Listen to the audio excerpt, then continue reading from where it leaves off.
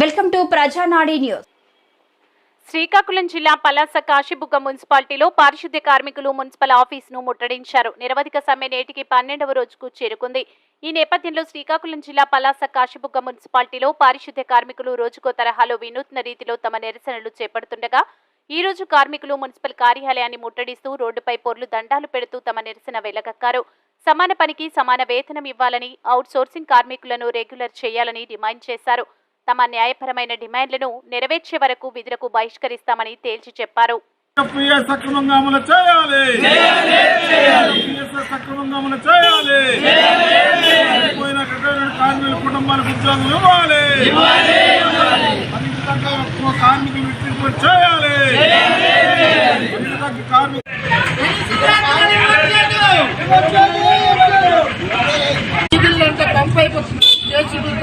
పనులు చేయించుకుంటున్నారు.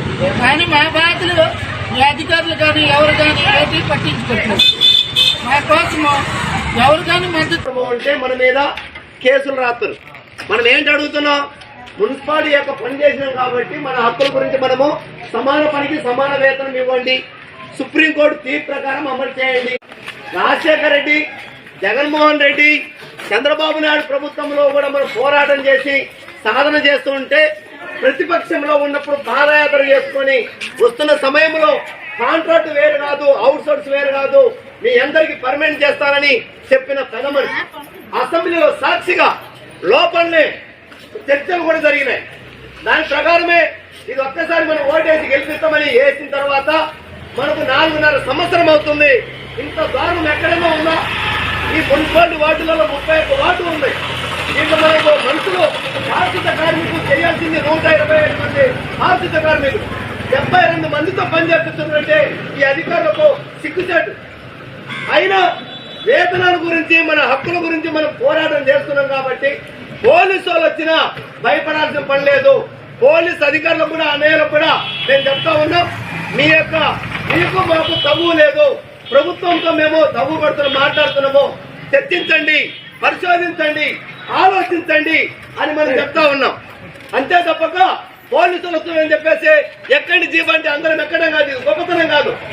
ఒకరి నాయకుల్ని ఎవరైతే అరెస్ట్ చేస్తున్నారో మనం అందరం కూడా అడ్డుపోవాల, ఖచ్చితంగా కాల్పంతో లాగాలి. గొంతుకట్టుగా ఒకరికొకరు మనం ఐక్యతో కలిసిమెలిసి ఉండాలి.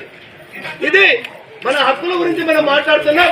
ఏది ఏమైనా మున్సిపాలిటీ వర్కర్లను పర్మనెంట్ చేయాలని, కనీస వేతనము 30,000 రూపాయలు ఇవ్వాలని, సమాన పనికి సమాన వేతనం ఇవ్వాలని, గ్రాట్యుటీ అమలు చేయాలని, జీవో ప్రకారం క్రాప్ డ్రైవర్లకు వాళ్ళకు 18,500 ఇవ్వాలని, ఈ విధంగా ఇవ్వకుండా తక్కువ మందితో ఎక్కువ పని చేపించుకొని ఈరోజు కమిషనరు ఇది ఎత్తద్దండి, ఈరోజు ఆగండి, రేపు నుంచి చేసుకోండి అని మంచిదే.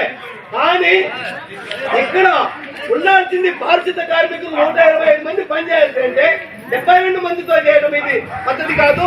ఖచ్చితంగా ఇక్కడ మున్సిపాలిటీ ఆఫీసులో ఏదైతే ఉందో